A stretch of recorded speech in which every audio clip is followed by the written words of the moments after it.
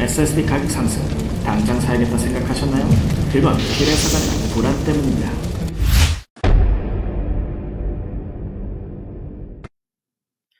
사람이 가장 먼저 느끼는 건 가격과 필요보다도 감정을 먼저 느낄 수도 있다고 합니다. 부정적 영향이 실제로 긍정적 영향에 비해서 2배 정도 강하게 느낄 수 있기 때문에 가격보다도 손실을 회피하기 위한 불안감 조성이 먼저 시작될 수 있다고 합니다. SSD 가격은 껑충 3배나 뛰었고 일본의 가격도 거의 30% 이상이 뛰었습니다. 그 속에서 우리는 정말 SSD만 고집하여 구매하는 것일까요? 본론으로 넘어가 SSD와 일반 USB 3.0을 실험해 보도록 하겠습니다. S사의 SSD 1TB 외장하드 메모리입니다. 용량은 일부러 가치 상승에 따라 저용량 구매로 인한 용량 부족의 상을 연출해서 실험을 진행했습니다. 파일은 보편적으로 가정에서 영화 한 편을 다운받았을 때 발생하는 3.61GB 정도의 파일 하나를 이동하는 데 걸리는 시간을 측정했습니다. 말동갈에서 세올리기로 보내는데 걸린 소요 시간은 12초 44가 나왔습니다. 곧바로 두 번째 모델을 보도록 하죠. 두 번째 모델은 B사의 USB 3.0 USAP 기능이 탑재된 외장하드 메모리입니다.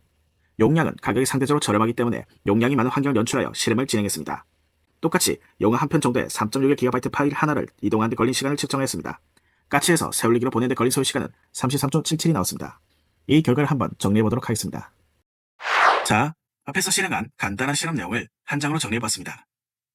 S사 SSD T31 외장하드 메모리와 B사의 USB 3.0 모델에서 성능을 높여주는 USAP 탑재하드 메모리를 비교해봤습니다. 첫 번째로 정수화 속도 및 읽기 속도는 SSD 기준에서 1000MB/s니까 1GB 속도를 가졌고요. USB 3.0 모델에서는 5GB지만 SSD로 환산할 경우에 보편적으로 10분의 1로 계산하시면 편합니다. 즉 500Mbps로 SSD의 절반의 속도를 가졌다고 볼 수 있겠죠. 잔여 메모리 같은 경우에는 SSD가 워낙 가격이 1년 만에 비싸졌기 때문에 상대적으로 저렴한 저용량을 구매하여 잔여 메모리가 빠르게 적어지는 상황을 대비해서 2.17GB라는 적은 여유 공간으로 측정하였고요. USB 3.0 모델 같은 경우에는 상대적으로 저렴하기 때문에 큰 용량의 메모리를 구입할 수 있어 잔여 메모리가 많은 상황을 연출하여 421GB로 측정하였습니다. 읽기 속도는 메모리 여유가 적을수록 읽어야 하는 파일 수가 많아지기 때문에 읽는 속도가 현저하게 느려집니다.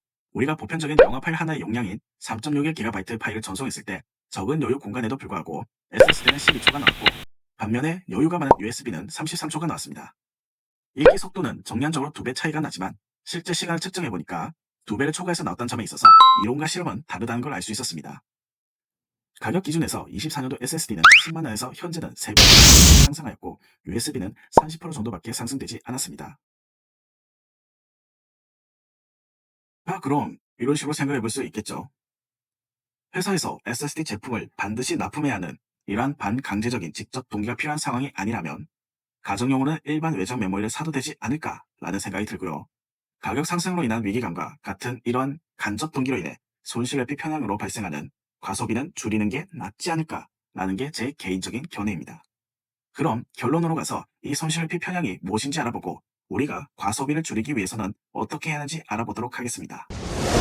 네, 앞의 실험의 결과로는 SSD가 역시나 뛰어났습니다. 그렇지만 우리가 직접 동기가 아니라 간접 동기여서 과연 과소비를 할 필요가 있냐는 생각이 들기도 합니다.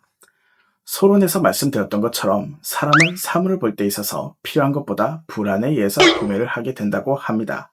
이를 행동경제학에서는 손실회피 편향이라고 부릅니다.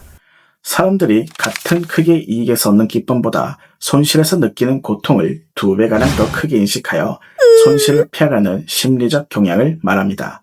그렇다면 우리가 이 손실 회피 편향을 방지하려면 어떻게 해야 할까요? 그 첫 번째, 앵커링 편향을 줄이는 것입니다.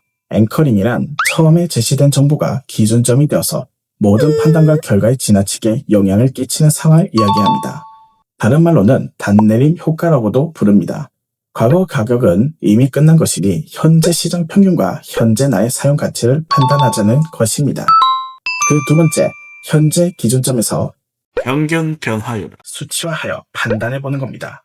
이미 오른 가격에서 향후에 20% 정도만 오른다고 가정했을 때 100만원에서 120만원으로 오르는 것은 20만원 정도죠. 20만원 때문에 내가 판단을 왜곡하는 것 아닐까 한번 생각해보는 겁니다. 마지막으로 세 번째, 이분법적인 사고를 줄여보는 것입니다. 구매는 선택이고 보류도 선택이다. 필요해서 구매하는 것이 아니라 불안해서 구매하는 것인지 한번 생각해보자는 것입니다. 자, 이렇게 SSD 가격 상승으로 인한 손실비 편향을 해결하는 방안에 대해서 생각해 보았습니다. 이건 제품 이야기가 아닙니다. 바로 사람 이야기입니다. 물건을 사는 게 아니라 감정과 행동을 분석하는 것입니다. 당신의 소비는 선택이었나요? 아니면 반응이었나요? 댓글을 통해 적어주세요. 이슈를 보면 행동이 보이고 행동을 보이면 원인이 보인다. 이상 행동원이었습니다.